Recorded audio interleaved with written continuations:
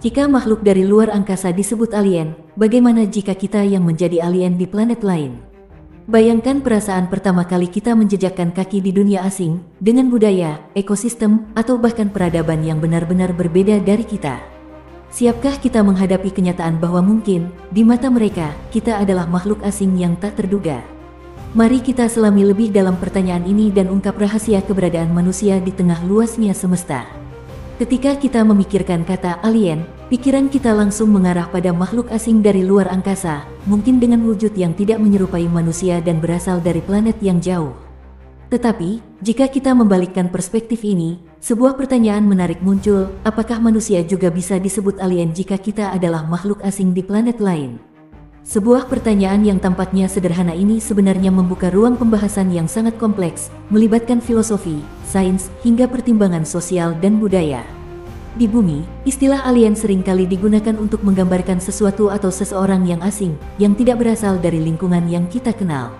Ketika manusia menjelajahi luar angkasa dan akhirnya menemukan planet yang dapat dihuni, atau mungkin sudah dihuni oleh kehidupan lain, posisi kita akan berubah. Kita tidak lagi menjadi penduduk asli, tetapi menjadi pengunjung, pendatang yang tidak dikenal. Dalam konteks ini, kita benar-benar akan menjadi alien bagi makhluk lain yang mungkin ada di sana. Jika kita mencoba memahami konsep ini lebih dalam, peran kita sebagai alien di planet lain akan bergantung pada bagaimana kita mendefinisikan keberadaan kita. Apakah kita akan melihat diri kita sebagai penjajah atau hanya sebagai pelancong antar planet? Dan bagaimana makhluk yang tinggal di planet tersebut akan memandang kita? Apakah mereka akan melihat kita dengan rasa penasaran, ketakutan, atau bahkan permusuhan?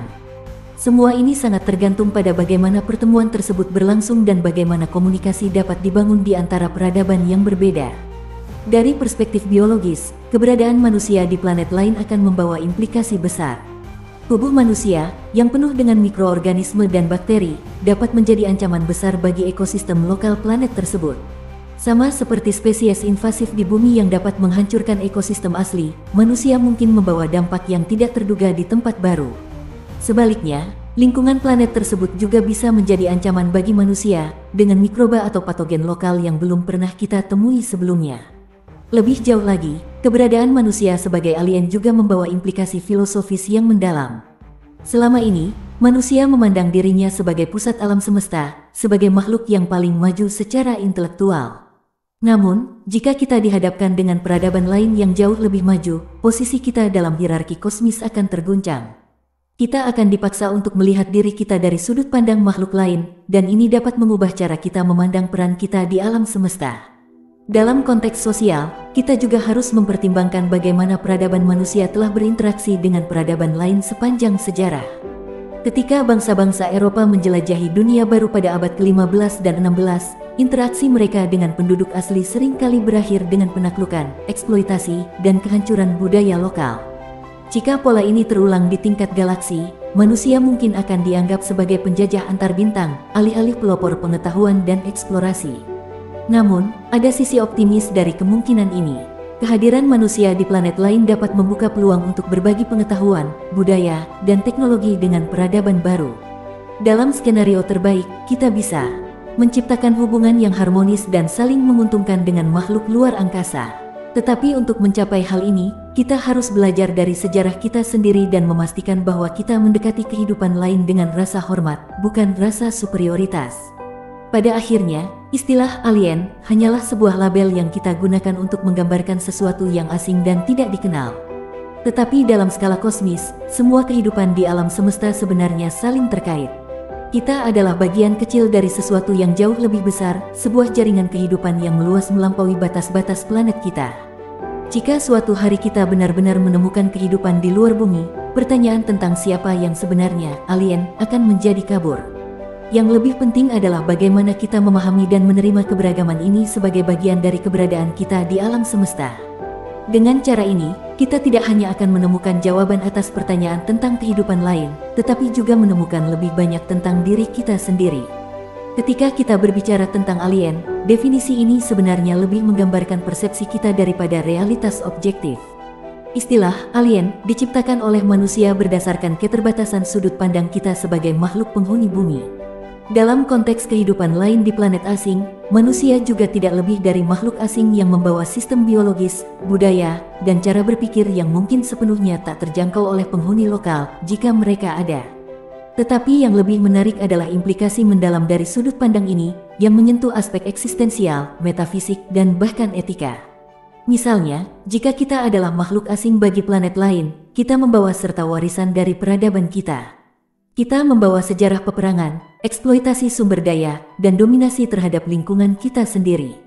Namun, kita juga membawa rasa ingin tahu, kreativitas, dan kapasitas untuk menciptakan keajaiban teknologi yang memungkinkan kita menjelajahi bintang-bintang. Jadi, pertanyaannya menjadi, apakah kita akan membawa sifat destruktif kita ke planet lain, atau apakah kita akan belajar untuk menjadi penjaga yang penuh perhatian di alam semesta yang lebih luas ini? Dimensi etika dari keberadaan manusia sebagai alien di planet lain membuka perdebatan yang menarik. Apa hak yang dimiliki manusia untuk menjelajahi, menetap, atau bahkan memengaruhi ekosistem lain? Apakah eksplorasi antar planet hanyalah ekstensi dari kolonialisme dalam skala kosmis? Dalam menjawab pertanyaan ini, kita harus bertanya pada diri sendiri apakah kita benar-benar memahami tanggung jawab besar yang melekat dalam eksplorasi luar angkasa. Tidak hanya terhadap kehidupan lain yang mungkin kita temui, tetapi juga terhadap planet itu sendiri sebagai entitas ekologis yang mandiri. Lebih jauh lagi, apa yang terjadi jika makhluk lain di luar sana sudah memahami konsep ini jauh lebih baik daripada kita? Apa yang terjadi jika kita adalah anak baru di blok kosmis, makhluk yang baru saja mulai memahami rahasia alam semesta, sementara peradaban lain telah berkembang jauh melampaui pemahaman kita? Kehadiran manusia mungkin bukan hanya dilihat sebagai ancaman, tetapi juga sebagai sesuatu yang primitif, mungkin bahkan tidak signifikan di mata peradaban yang jauh lebih maju. Dari sudut pandang eksistensial, ini menantang pemahaman kita tentang identitas manusia. Kita selama ini mendefinisikan diri kita berdasarkan kebudayaan, kemajuan teknologi, dan kemampuan intelektual kita. Tetapi dalam skema alam semesta yang tak terbayangkan luasnya, apa arti semua itu? Apakah kita hanya salah satu dari triliunan bentuk kehidupan yang mungkin ada di luar sana? Jika kita menemukan kehidupan lain, atau jika mereka menemukan kita, apa yang tersisa dari ego kolektif kita sebagai spesies? Pertemuan dengan kehidupan di planet lain, atau bahkan hanya pemahaman bahwa kita juga adalah alien dalam skala kosmis, memaksa kita untuk mempertimbangkan kembali seluruh perspektif kita tentang keberadaan. Kita dipaksa untuk bertanya, apakah nilai-nilai yang kita anut benar-benar universal, atau hanya produk dari kondisi lingkungan kita di bumi? Apakah konsep moralitas, keindahan, atau bahkan keberadaan itu sendiri dapat diterjemahkan ke dalam bahasa peradaban lain? Atau apakah semua itu hanya konstruksi manusia yang sepenuhnya tidak relevan di luar bumi? Kemudian ada dimensi metafisik dari pertanyaan ini. Jika manusia benar-benar menjelajahi dan tinggal di planet lain, apa artinya bagi jiwa manusia? Dalam banyak tradisi spiritual, ada gagasan bahwa manusia terhubung secara mendalam dengan bumi, bahwa kita adalah bagian dari jaringan kehidupan yang besar di planet ini.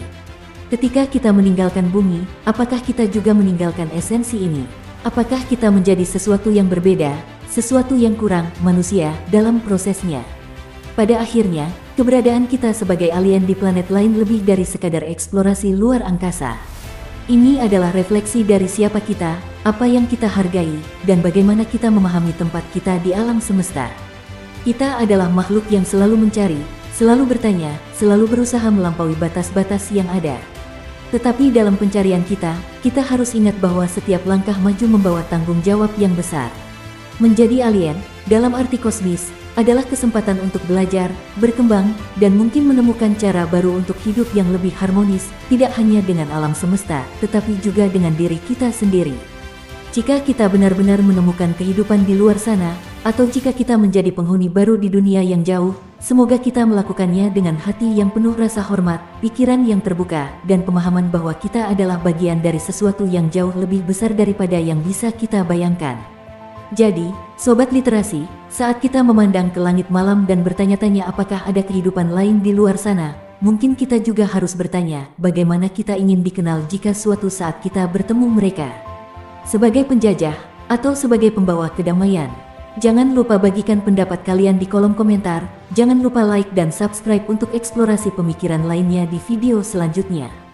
Sampai jumpa di video berikutnya.